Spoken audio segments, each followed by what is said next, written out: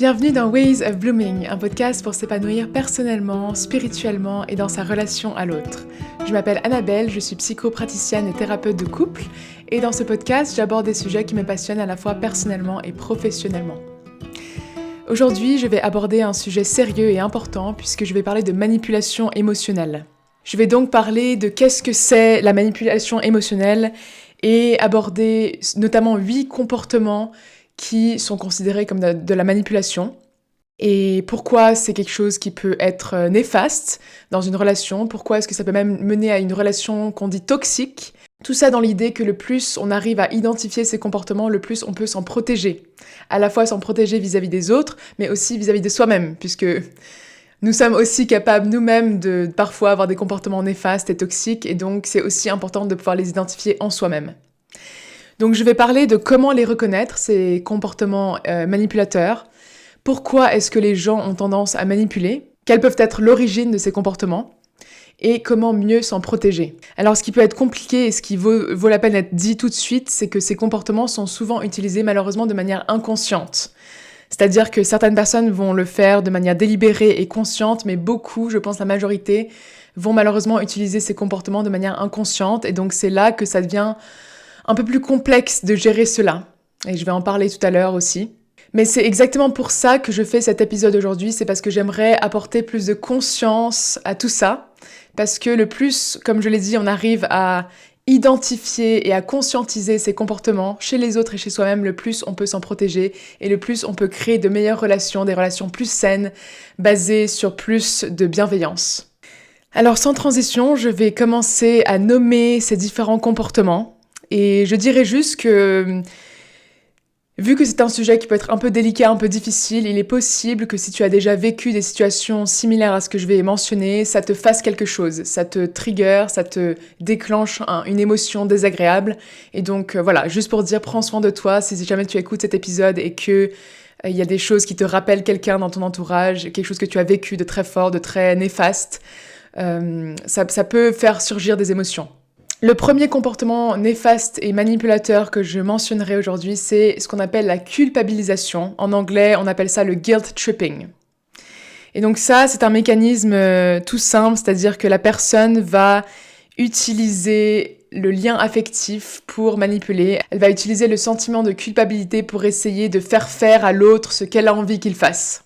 Donc ça, c'est vraiment un des principaux vraiment qui est utilisé dans la manipulation, la culpabilisation, parce que ça englobe aussi d'autres comportements dont je parlerai tout à l'heure.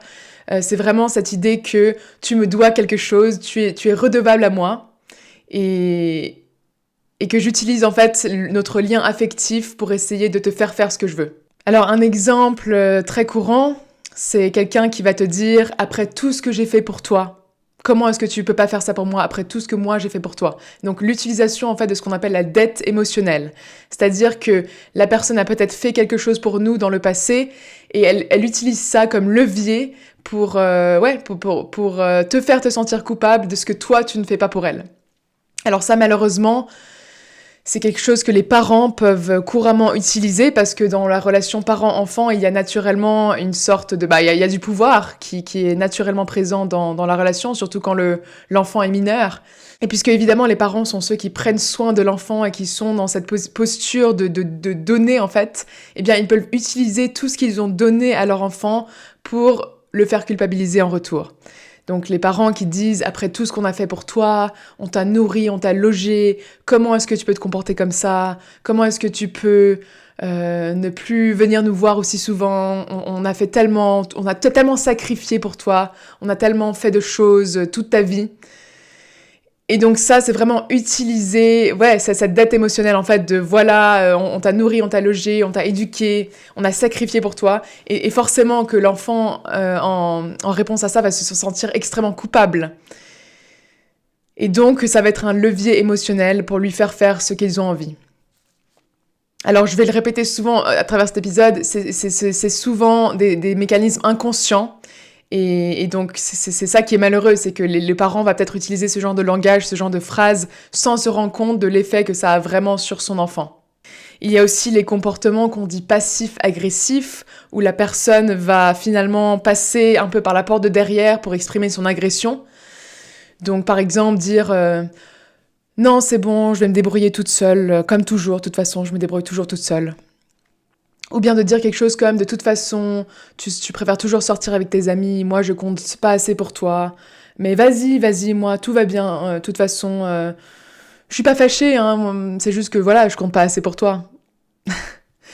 C'est vraiment utiliser ouais, il y a une agression sous-jacente, il y a une colère sous-jacente, mais qui n'est pas exprimée directement et qui donc a pour but de faire culpabiliser l'autre. Et puis comme je l'ai dit, il y a vraiment cette idée que je vais utiliser le pouvoir du lien qu'on a et de l'amour que tu me portes pour l'utiliser comme levier. Et donc la personne pourrait même aller jusqu'à dire quelque chose comme « Si tu m'aimais vraiment, tu ferais ça pour moi ». Et ça, c'est vraiment une des manières les plus directes d'utiliser cette culpabilisation. Si tu m'aimais vraiment, tu ferais ça pour moi. Et donc malheureusement, ça peut créer chez la personne qui reçoit ce genre de phrases et ce genre de discours une culpabilité chronique, l'impression que ce qu'ils font, c'est jamais assez bien, l'impression que je suis pas une assez bonne fille, je suis pas une assez bonne partenaire, je suis pas un assez bon conjoint, de toujours en fait se sentir rabaissé, de se sentir pas assez bien, et puis cette culpabilité chronique. Et malheureusement, c'est évidemment d'autant plus efficace chez les personnes qui sont naturellement assez sensibles et empathiques et qui ont envie naturellement de bien faire les choses, qui ont envie naturellement de faire le bien. Et ces personnes-là, généralement, ont tendance à se sentir coupables plus facilement en général. Et donc forcément, une personne empathique, sensible, qui se sent plus coupable facilement, va être une proie et une victime bien plus efficace et facile à ce genre de mécanisme manipulateur. Ensuite, en deuxième lieu, comme comportement manipulateur, nous avons le traitement du silence, ou bien le mutisme actif. Et ça, c'est, comme le nom l'indique, tout simplement la personne qui se mure dans un silence, et ça peut durer même longtemps, plusieurs jours, voire j'ai entendu des gens à qui ça arrive même pendant des mois. Et c'est une manière pour la personne de finalement reprendre le contrôle sur la dynamique. Donc c'est vraiment une manière de punir l'autre. Car si je décide de retirer le lien, donc de faire un mur vis-à-vis de notre lien, eh bien c'est moi qui suis en contrôle à nouveau. Et donc ça peut être tout à fait insidieux parce qu'en apparence, on a l'impression qu'il ne se passe rien puisque la personne a arrêté de parler, a arrêté de communiquer. C'est comme si finalement elle ne faisait rien, sauf que évidemment qu'elle fait quelque chose. On sait très bien que nous sommes des êtres sociaux, nous sommes des êtres qui créent des liens d'attachement extrêmement forts les uns aux autres, et donc de ne plus recevoir aucune information, qu'elle soit positive ou négative, de ne plus recevoir aucune communication, c'est quelque chose qui peut être vécu comme extrêmement violent, surtout si on a un lien très fort avec l'autre, que ce soit un parent, un conjoint, la meilleure amie. Ne plus recevoir de nouvelles du tout, ça fait extrêmement mal et c'est très violent. Et ça rejoint aussi la culpabilité d'ailleurs, parce que c'est une manière de renvoyer le message « Regarde à quel point tu m'as blessé, tu m'as tellement blessé que je ne te parle plus. Tu n'as plus le droit en fait d'avoir accès à moi. » Et puis forcément, c'est la personne qui est la victime de ce comportement. Généralement, il va y avoir une rumination chronique qui va se créer en mode « mais qu'est-ce que j'ai fait ? Pourquoi il ou elle me parle plus ?» Essayer d'envoyer des messages, essayer d'appeler, essayer de reprendre le contact. Et en fait, ça peut rendre fou parce qu'on se dit « mais qu'est-ce que j'ai fait ? Et puis on rumine et on se sent totalement dépourvu de pouvoir et donc impuissant. Et c'est ça qui est très puissant dans ce mécanisme-là. Ensuite, en troisième comportement, nous avons le chaud-froid, ce qu'on appelle aussi en anglais le push-pull. Et ça, le mécanisme de ça va être en fait de créer une sorte d'instabilité et d'insécurité vis-à-vis de je te donne quelque chose et je te le retire. Donc je te donne beaucoup d'affection, beaucoup de tendresse, de sentiments, et puis je vais te le retirer instantanément. Donc il y a vraiment cette double face qui est en jeu, où finalement la personne qui est victime de ça ne sait plus trop où se placer, ne sait plus trop... Il y a cette imprévisibilité, ce sentiment d'insécurité qui se crée, puisque je ne sais pas quelle face de toi je vais recevoir. Je vais peut-être recevoir la version chaleureuse, douce et tendre, ou bien je vais peut-être recevoir la version froide, distante et négative. Et donc ça crée vraiment cet attachement par l'insécurité où finalement la personne qui est receveuse de ça a tellement envie de retrouver la version chaleureuse et tendre de l'autre que ça peut créer même jusqu'à créer une dépendance émotionnelle, une dépendance affective où on va tout faire pour essayer de retrouver la version chaleureuse de l'autre. Et en attendant, l'autre, de nouveau, tous ces comportements, c'est souvent lié à des questions de pouvoir, puisque l'autre, de nouveau, va avoir l'impression d'avoir ce pouvoir sur toi, et puisque c'est lui qui contrôle finalement quelle version tu vas recevoir, c'est lui ou elle qui contrôle quel genre de comportement tu mérites, entre guillemets. Et on voit malheureusement beaucoup ça, évidemment, dans les relations toxiques, les relations qui sont on and off, les relations qui ont beaucoup d'instabilité. En fait, il y a vraiment cette instabilité chronique où finalement on est très haut et puis tout d'un coup on retombe hyper bas et on remonte et puis on redescend. Et ça crée ce sentiment addictif, en fait. C'est addictif parce que j'ai tellement envie de retrouver... C'est un peu comme le mécanisme d'une roulette, en fait. Je lance mes dés et j'ai tellement envie de tomber sur la bonne version. J'ai tellement envie de retrouver ce sentiment de connexion qu'on avait que finalement, je vais sans arrêt revenir vers toi encore et encore et encore. Et d'où le fait que finalement, c'est un mécanisme de contrôle. Ensuite, nous avons en prochain comportement ce qu'on appelle en anglais, et je ne pense pas qu'il y a de traduction française, le love bombing. C'est devenu assez populaire, je crois, dans la culture récemment.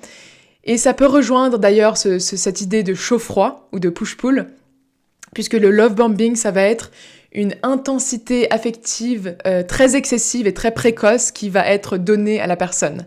Donc donner beaucoup d'un coup, beaucoup d'amour, beaucoup d'affection, beaucoup de compliments. Et donc très rapidement, la personne... J'imagine que généralement ça arrive plus souvent dans les dynamiques amoureuses, mais très rapidement la personne va te faire des déclarations intenses, comme quoi elle a jamais rencontré une personne comme toi, plein de compliments, va te donner tellement de renforcement positif, plein de cadeaux potentiellement aussi. Et donc il va y avoir ce sentiment de je suis spécial et de se sentir très flatté.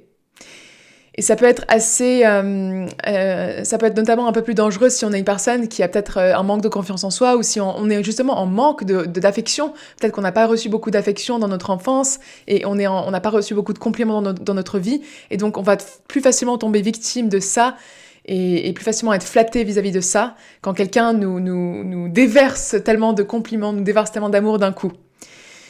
Alors... Évidemment, il y a évidemment des cas où dans une relation amoureuse, on tombe très rapidement amoureux et puis on se projette très rapidement. Il y a des cas, bien sûr, de gens qui finalement ils tombent amoureux très rapidement et puis ça reste dans une dynamique saine, ils se marient rapidement et finalement c'est juste qu'ils sont tombés amoureux rapidement. Donc il faut pas toujours pathologiser ça. Ce n'est pas toujours du love bombing si on tombe amoureux rapidement.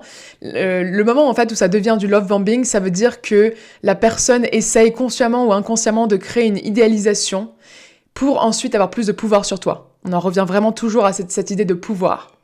Parce que si j'arrive à faire en sorte que tu m'idéalises, eh bien...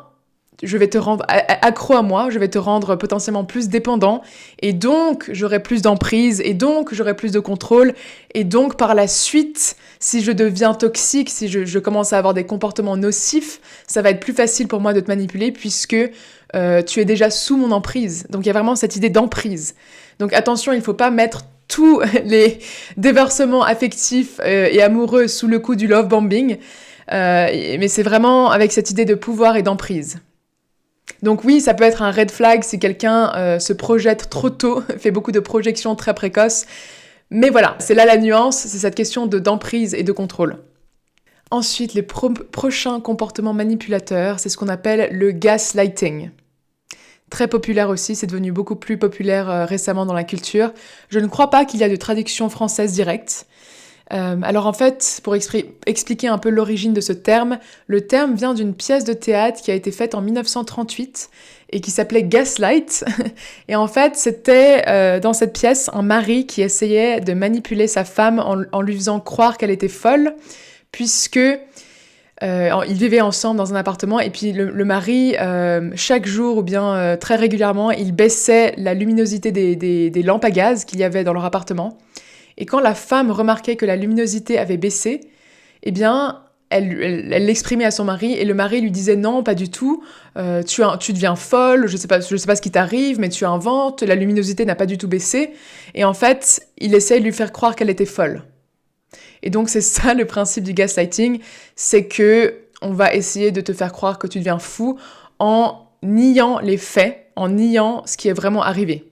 Donc c'est vraiment prétendre que quelque chose n'est jamais arrivé pour te mettre dans cet état confus, te mettre dans cet état où tu ne sais plus quelle est la réalité, tu es perturbé, tu ne sais plus qu'est-ce qui est vraiment arrivé.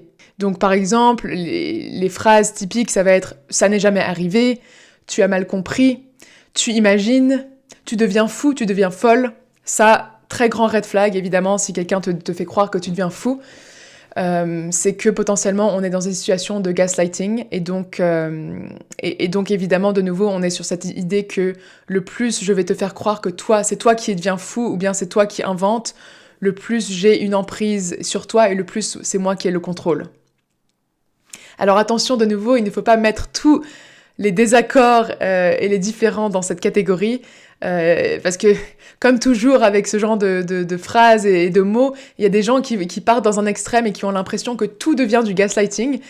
Donc voilà, il faut garder une nuance, bien évidemment. Par exemple, dans les relations de couple, ça arrive tout le temps que les gens sont en désaccord et n'ont pas la même perception de la réalité.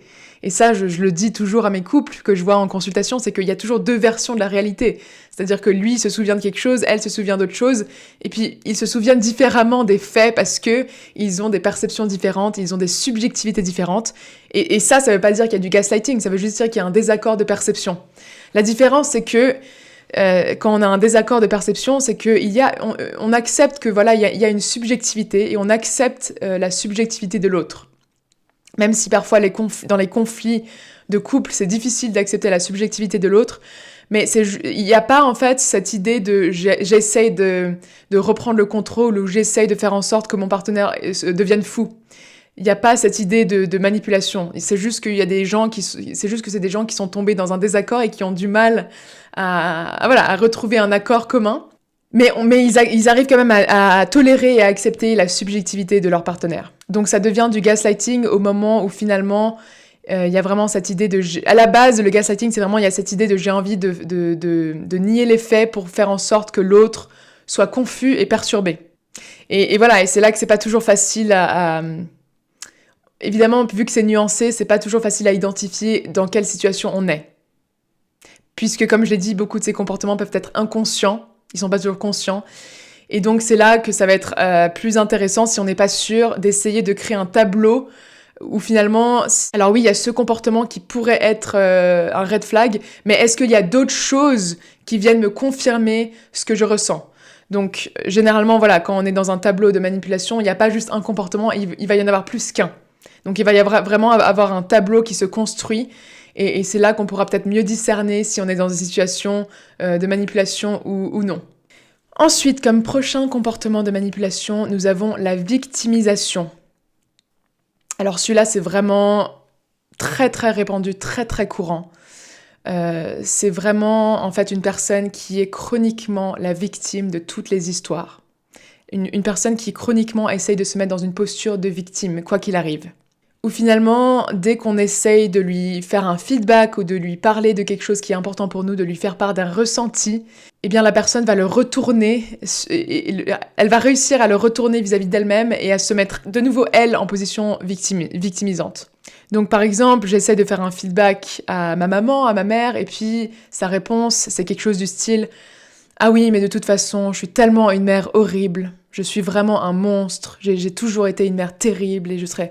Voilà, je sais que je suis une mère horrible. » Eh bien ça, c'est une manière de retourner la situation en reprenant cette posture de victime. Ce qui fait que finalement, ce que toi, tes ressentis à toi et ton expérience à toi passent au second plan. Les trucs du style aussi, tu te rends compte à quel point tu me fais du mal en disant ça? Est-ce que tu te rends compte à quel point tu fais du mal à ta mère en disant ça? Tu sais, je vais vraiment mal en ce moment. J'arrive pas à entendre ce que tu me dis là, je traverse des moments tellement durs, c'est tellement dur pour moi. Et puis il y a toujours ce sentiment finalement que c'est toujours dur pour la personne. On a l'impression que la personne finalement est toujours dans une difficulté chronique et utilise toujours ça pour se dédouaner de la responsabilité. Et c'est assez insidieux comme comportement parce que forcément en tant qu'être humain, on a naturellement cette envie de ressentir de la compassion pour les victimes parce que évidemment les victimes existent vraiment. Et on a naturellement cette compassion pour les victimes, et à juste titre, mais le problème c'est que justement quand une personne se met constamment dans cette posture, alors que alors que ce n'est pas justifié et qu'elle n'est pas vraiment victime, eh bien c'est là que ça devient de la manipulation. C'est là que ça devient une situation de nouveau de contrôle, où elle a envie d'attirer la sympathie. Puisque si elle réussit à l'attirer sur elle à nouveau, eh bien c'est elle qui reprend le pouvoir. Et donc c'est vraiment un red flag si on est dans une situation où on a l'impression que toutes les histoires que cette personne raconte, c'est toujours elle la victime de tout. C'est toujours elle qui a été désabusée, etc. Et puis surtout, le plus grand red flag, c'est à chaque fois que tu veux parler d'un ressenti, la personne arrive à ramener la situation à elle-même et à sa souffrance à elle, si bien que finalement, sa souffrance à elle va toujours surpasser la tienne. Sa souffrance à elle va toujours être plus grande que la tienne, plus importante que la tienne. Et donc, tu n'arrives jamais à vraiment exprimer ce que toi tu ressens, tu n'arrives jamais à te faire entendre. Et ça, je vais en parler tout à l'heure, mais la victimisation, c'est quelque chose qui est extrêmement courant dans le narcissisme vulnérable, notamment. Ensuite, le prochain comportement manipulateur, la double contrainte. En anglais, on appelle ça the double bind. Ceci veut dire qu'on reçoit 2 messages qui sont contradictoires. Ou quoi que tu fasses, en fait, tu te retrouves dans une situation où tu as tort.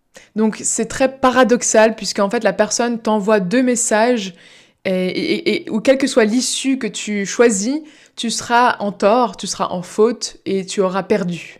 Donc par exemple, je te demande de faire quelque chose, mais si tu le fais, je te dirais que tu l'as fait uniquement parce que je t'ai demandé et que du coup ça ne compte pas. Ça c'est un exemple assez courant, assez classique. Et je répète que c'est pas toujours fait exprès, mais ça fait que tu es dans une situation où c'est impossible pour toi de gagner. Puisque si tu ne fais pas la chose, eh bien la personne va être fâchée contre toi, tu n'as pas fait cette chose-là. Et si tu fais la chose, en l'occurrence, eh bien la personne ne va quand même pas être contente puisque elle va te dire je t'ai demandé de le faire, du coup ça ne compte pas. Donc c'est une situation de perdant finalement. Et cela crée, surtout si c'est utilisé très souvent, une situation d'impuissance où on a l'impression qu'on va jamais gagner, on va jamais réussir à avoir l'approbation de la personne en face. Un autre exemple que je peux donner, c'est une personne qui va te dire « Dis-moi ce que tu ressens, j'ai vraiment besoin et j'ai envie que tu sois honnête avec moi. » Mais quand tu es honnête avec elle, eh bien, elle va te punir, eh bien, elle va minimiser ce que tu ressens ou bien te dire que tu es trop sensible, etc., etc. Ça, de nouveau, c'est malheureusement peut être assez facilement utilisé dans une dynamique de parent-enfant où finalement le parent exige et demande l'honnêteté de son enfant, mais quand l'enfant donne cette honnêteté aux parents, eh bien, il est puni. Et là, ouais, l'enfant n'a pas d'issue positive, n'a pas d'issue où il peut se sentir recevoir l'approbation du parent. Un autre exemple que je peux donner, c'est dans un couple, par exemple, une personne qui va demander plus de câlins, plus de tendresse physique à son partenaire, mais quand le partenaire donne plus d'affection et de tendresse physique, il va être repoussé et rejeté. De nouveau, ce paradoxe finalement où tu demandes quelque chose, mais si j'essaie de te le donner, tu vas me repousser, tu vas de nouveau être dans cette désapprobation de ce que je fais. Et donc, ça crée ce sentiment d'impuissance, ce sentiment que je suis coincée, je suis dans une double contrainte, je ne peux pas gagner. Ça peut même créer de l'hypervigilance en mode « mais qu'est-ce que je peux faire ? Comment est-ce que je peux gagner ? Comment est-ce que je peux réussir à recevoir l'approbation de l'autre ?» Et je me sens totalement coincée en fait. Ce qui est vraiment pas agréable, et évidemment qu'une fois de plus, en parlant de contrôle, eh bien c'est l'autre qui a le contrôle sur comment je me sens, puisque c'est l'autre qui arrête pas de me donner cette désapprobation. Et puis, le dernier comportement manipulateur que je mentionnerai aujourd'hui, c'est la domination morale. Et là, ça va être une situation où la personne va utiliser une moralité et peut-être potentiellement même une spiritualité supérieure à la tienne pour se placer au-dessus de toi et donc discréditer tout ce que toi tu vas dire ou faire. Donc si tu n'es pas d'accord, c'est parce que tu n'as rien compris, parce que moi, mes valeurs sont supérieures aux tiennes, moi, je suis moralement supérieure à toi. Par exemple, quelqu'un qui va te dire potentiellement « moi, je ne ferai jamais ça », moi, j'aurais jamais fait ça, j'ai des valeurs sous-entendu que j'ai des valeurs supérieures aux tiennes, ou bien tu n'es pas encore assez conscient, tu n'as pas encore assez cheminé, tu n'es pas encore assez sur le chemin pour vraiment comprendre. Ça, c'est quelque chose qui peut beaucoup être utilisé par notamment les gourous spirituels. C'est donner cette impression de conscience supérieure et donc ils vont clairement utiliser ça pour garder un contrôle, un pouvoir et puis discréditer tout feedback que tu pourrais leur donner. Et donc là, on est dans une situation où tu vas éventuellement essayer de donner un ressenti que toi tu as vécu ou bien donner un feedback ou bien être en désaccord avec quelque chose que eux ils ont fait. Et puis ils vont te répondre « Non, mais là, je pense que c'est tes blessures qui reprennent le dessus, tu n'as pas encore assez cheminé, tu n'es pas encore assez conscient, tu dois te remettre sur le droit chemin car voilà, je sens que là, tu n'as pas encore compris. » Et ça peut être évidemment très, très néfaste, voire toxique si on est dans une situation où la personne a une autorité naturelle, où elle est dans une position d'autorité, puisqu'elle va utiliser vraiment cette autorité pour discréditer tout ce que toi tu pourrais vivre ou ressentir. Et on voit ça notamment aussi dans les mouvements idéologiques et politiques de bien-pensance, où finalement quoi que tu fasses, ce ne sera jamais assez élevé moralement pour satisfaire le groupe en question.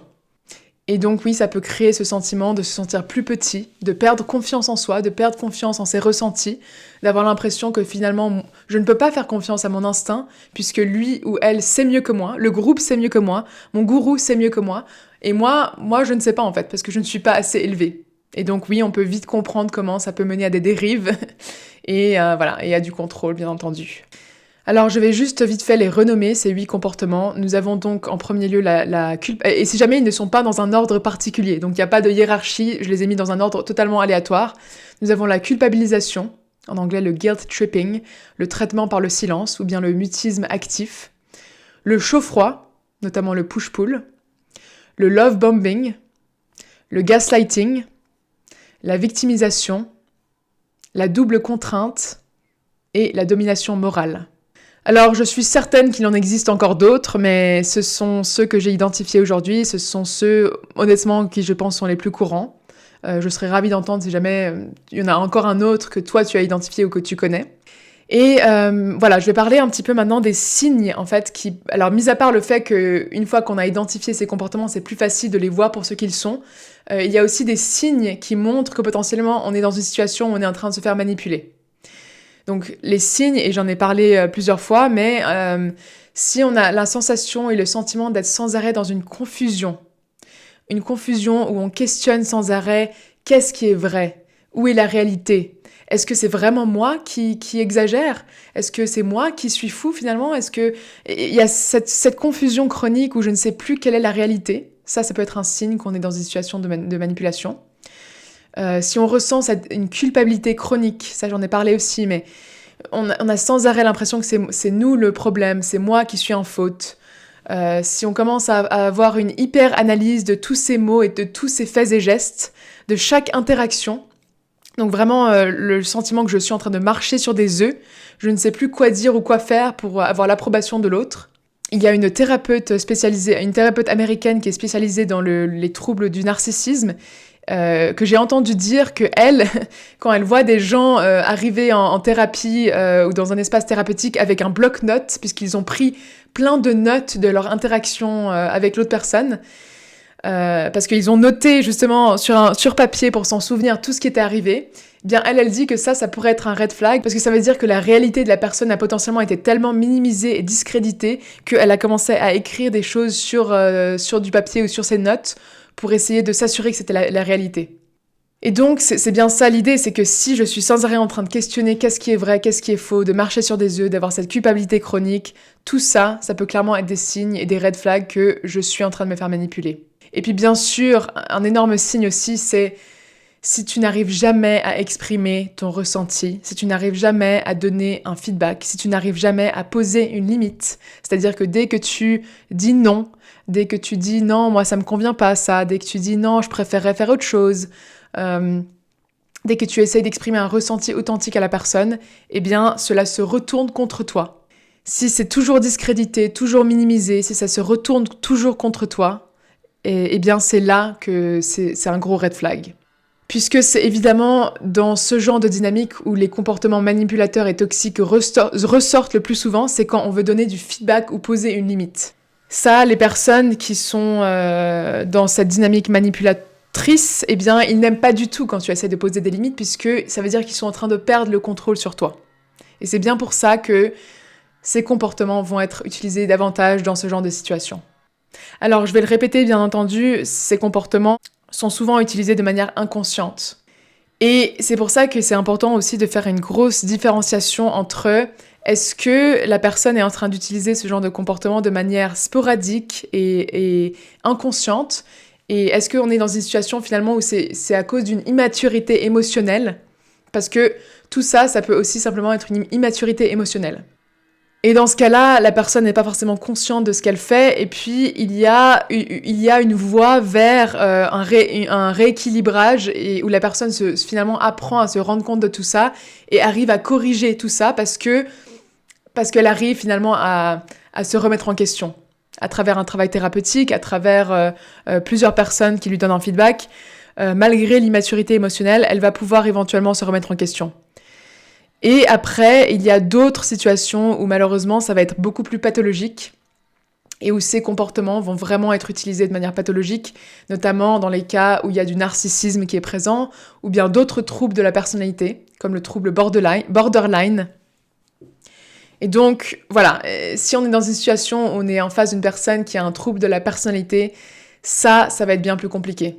Bien plus compliqué puisque, par définition, la personne va avoir du mal à se remettre en question, va avoir du mal à conscientiser ce qu'il est en train de faire.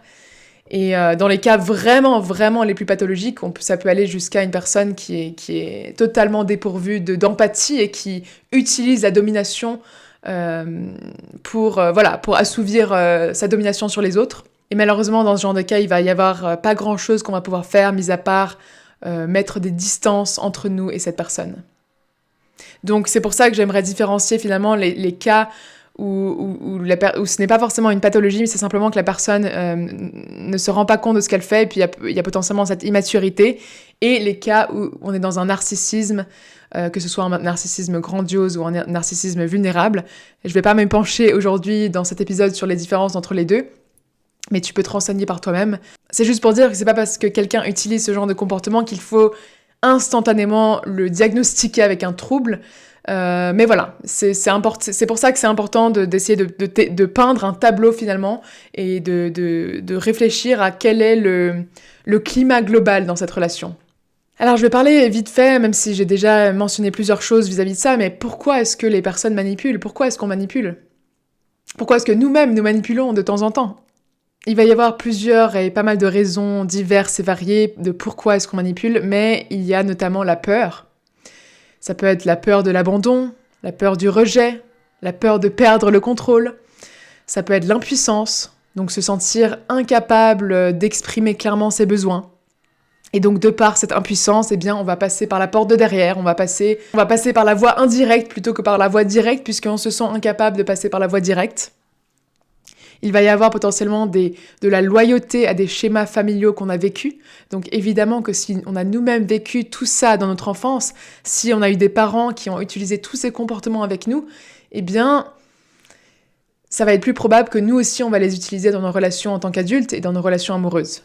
Et puis bien évidemment, il va y avoir le contrôle. J'en ai parlé plusieurs fois du contrôle, mais le contrôle, c'est vraiment... Les personnes utilisent le contrôle parce qu'elles essayent de se sentir... C'est une manière de se sentir en sécurité. Si j'ai l'impression que j'ai le contrôle sur une situation, que j'ai le contrôle sur une autre personne, j'ai l'impression que je suis en sécurité. Et donc, il va généralement y avoir une grande insécurité sous-jacente qu'on n'arrive pas à gérer, qu'on n'arrive pas à tolérer. Et donc, pour éviter de se mettre en contact avec cette insécurité, on va aller vers le contrôle et aller potentiellement vers le contrôle des autres personnes. Et puis, bien sûr, il va y avoir la projection aussi, puisque, comme je l'ai dit, il y a potentiellement cette grande insécurité sous-jacente, sauf que vu que je n'arrive pas à tolérer et je n'arrive pas à entrer en contact avec mes propres peurs, avec ma propre honte, avec ma propre insécurité, eh bien, qu'est-ce que je vais faire? Je vais la projeter à l'extérieur de moi-même, je vais la projeter sur les gens autour de moi, et je vais faire de toi le méchant et de moi la victime. Et donc, si je fais de toi le méchant et de moi la victime, je me sens plus en contrôle, je me sens plus en sécurité, puisque c'est moi qui ai le pouvoir dans cette situation. Et puis, c'est aussi... je parle d'insécurité, mais il y a aussi généralement une énorme honte qui va être présente. Et la honte, c'est un sentiment très difficile, puisque c'est un sentiment qui nous paralyse, où on a l'impression qu'on n'est pas assez bien, qu'on est nul, qu'on est en dessous de tout le monde.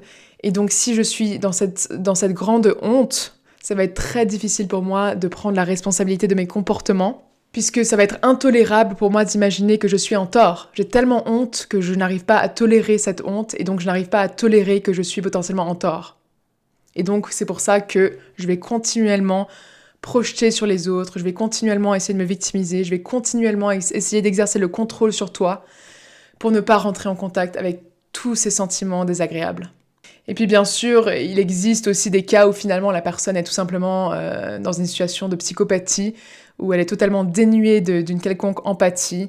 Et donc là, c'est extrêmement pathologique. Et c'est pas vraiment de la peur sous-jacente, c'est plutôt un manque d'empathie totale et une situation où la personne veut absolument dominer tout le monde et absolument avoir le pouvoir sur tout le monde. Donc ça, c'est la situation la plus pathologique qu'on puisse imaginer. Alors comment est-ce qu'on peut faire pour essayer de mieux se protéger de ce genre de comportement ? Déjà, rien que le fait de les identifier, c'est pour ça que j'ai fait cet épisode, si on arrive mieux à les identifier et à les reconnaître, ça va bien évidemment être plus facile de s'en protéger puisque je vais pouvoir me rendre compte de ce qui est en train de se passer. Mais, mis à part ça, qu'est-ce qu'on peut faire ? On peut éviter et refuser d'entrer dans le jeu. Et qu'est-ce que ça veut dire ça veut dire qu'on peut éviter de rentrer dans une surjustification, des explications à rallonge, où finalement il y a cette tirade émotionnelle des deux côtés, où on essaye de se justifier encore et encore et encore. Et donc c'est sans fin en fait, puisque l'autre personne n'arrive jamais à se remettre en question. Et donc, pour éviter ça, pour éviter de rentrer dans ce jeu émotionnel, il faut essayer de garder des réponses courtes et claires. Donc, simplement de poser des limites en disant « Non, je ne peux pas répondre aux appels après minuit. Non, je ne peux pas te prêter de l'argent. Je préférerais que tu n'arrives pas chez moi de manière non annoncée. Je ne veux pas recevoir de conseils non sollicités. Je me sens mal à l'aise de faire ça. » Voilà, essayer de garder finalement des réponses courtes et brèves en étant clair sur qu'est-ce qu'on ne fera pas et en étant clair sur sa limite. Alors évidemment, on peut aussi donner des messages d'empathie, c'est-à-dire qu'on peut très bien dire je comprends et je suis navrée que tu te sens triste et je ne peux quand même pas venir ce soir. Je suis navrée que tu sois déçue, mais je ne peux quand même pas revenir ce soir. Donc c'est ok finalement de donner de l'empathie, de donner de la bienveillance, parce que de nouveau, l'autre personne ne fait pas forcément exprès, et l'autre personne est potentiellement véritablement en insécurité. Et donc on peut donner des déclarations d'empathie, etc., tout en reposant la limite de manière claire. Il faut juste essayer d'éviter les tirades émotionnelles où finalement on n'arrête pas de se justifier et de se rejustifier, et on entre finalement dans le jeu émotionnel de l'autre. Après, il faut bien évidemment se rappeler que de poser des limites, ça ne veut pas dire être méchant. Rien que de se rappeler ça peut déjà beaucoup aider. Parce que se rappeler que finalement j'ai le droit de dire non, j'ai le droit d'avoir une autonomie, j'ai le droit de ne pas accepter certains comportements, de ne pas accepter certaines choses. Et si on arrive à se rappeler de ça, ça peut aider à minimiser la culpabilité. Et le plus on arrive à minimiser sa culpabilité, le moins on va se retrouver facilement manipulable. Et ça va dans la même direction, mais ça va aussi avec le fait de réussir à tolérer l'inconfort de décevoir la personne en face. Donc j'arrive à accepter que même si je pose une limite, l'autre personne va potentiellement être déçue et inconfortable et triste, et que en fait c'est ok.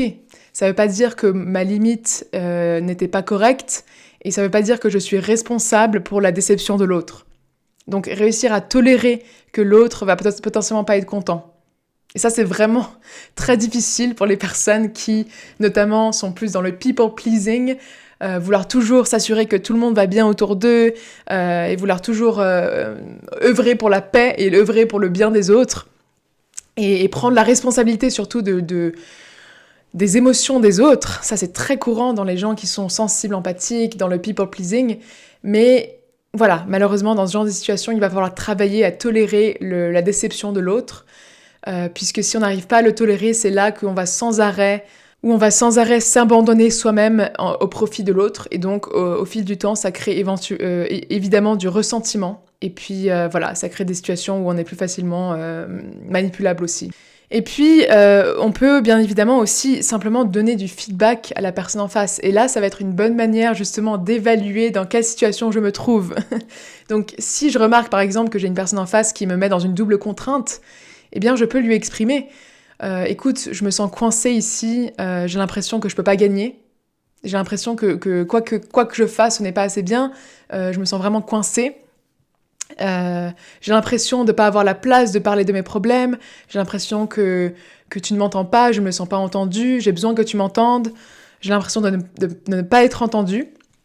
Et finalement, en donnant ce feedback à l'autre, on va pouvoir voir comment l'autre personne réagit et ça va nous donner beaucoup d'indications sur la marche à suivre pour la suite.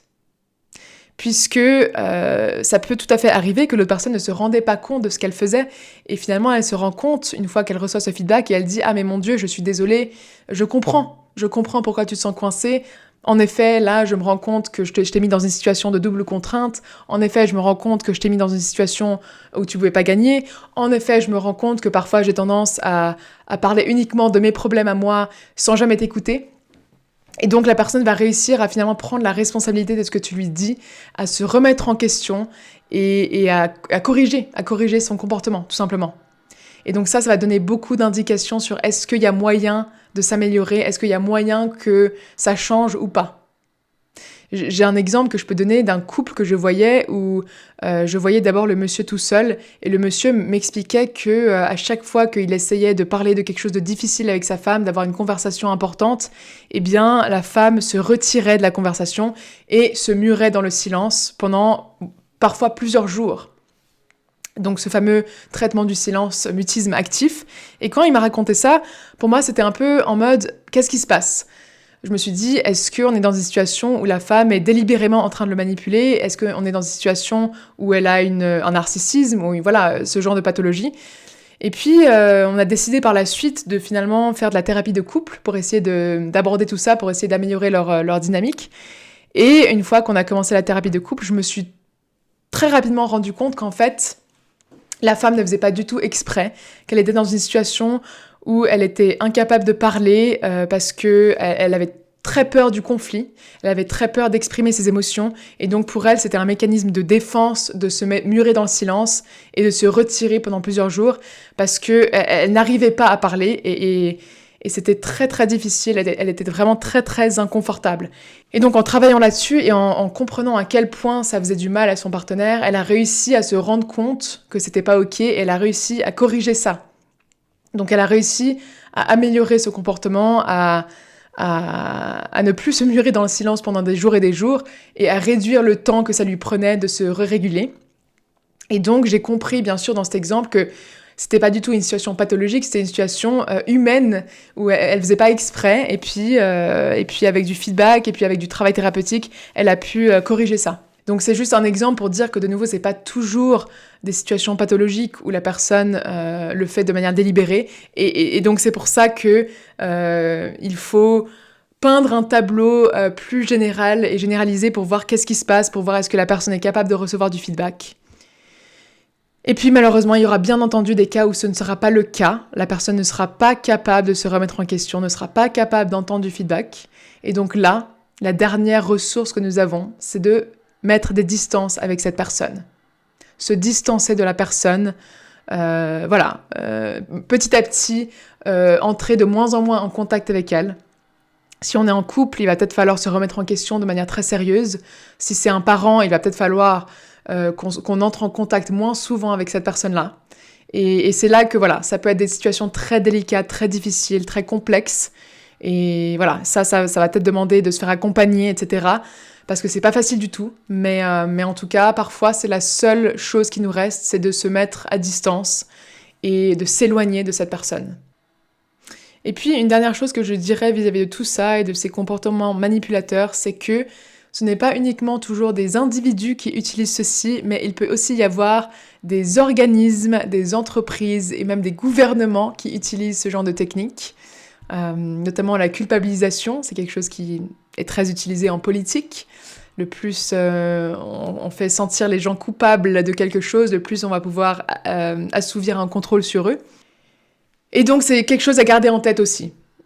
Que finalement, ça peut être une manipulation qui est plus systémique et si on arrive à le réaliser, on peut plus facilement s'en protéger à nouveau. Alors voilà, je vais m'arrêter là pour cet épisode. J'espère qu'il a pu t'apporter des réflexions intéressantes, que ça t'a été utile d'apprendre à identifier et à discerner tous ces différents comportements. Je pense que c'est vraiment un sujet important, puisque c'est quand même des choses qui sont assez répandues dans notre monde et dans notre dynamique sociale. Et donc c'est important de se rendre compte que c'est pas ok en fait, ce genre de choses, et que ça peut vraiment faire du mal, que c'est vraiment néfaste. Et donc voilà, que le mieux on peut les identifier, le mieux on peut les éviter à la fois chez les autres et chez soi-même, puisque comme je l'ai dit évidemment, nous sommes aussi nous-mêmes capables de ce genre de choses, et donc voilà, ne pas toujours pointer le doigt uniquement sur les autres, mais aussi se remettre en question si besoin. Et bien entendu, je dirais aussi que si jamais tu es dans une situation où tu as l'impression de te sentir en danger, que ce soit en danger émotionnel, en danger physique, s'il te plaît, va chercher de l'aide, s'il te plaît, ne reste pas seul face à ça, parce que voilà, on a besoin de soutien, et on a besoin de se faire épauler dans ce genre de cas, quand on est dans une situation pathologique. Donc n'hésite pas à aller chercher du soutien, si tu te sens perdu et si tu te sens totalement sous emprise. Je serais ravie d'entendre si jamais tu as du feedback, si jamais il y a des comportements spécifiques que toi tu as déjà vécu, si tu as des choses que tu aimerais dire vis-à-vis de tout ça. Ce serait super intéressant pour moi d'entendre ça. Et puis si tu peux mettre bien entendu 5 étoiles sur Spotify pour soutenir mon podcast, ce serait génial et super. Ou bien liker et commenter sur YouTube, etc. Je serais ravie de ça. Ça aide vraiment mon travail et ça aide à... Voilà, ça c'est aussi sympa pour moi de recevoir ça, pour continuer à créer ces épisodes qui pour moi, voilà, sont des sujets importants à diffuser. Je te remercie beaucoup de ton écoute et je te souhaite le meilleur et je te dis à bientôt.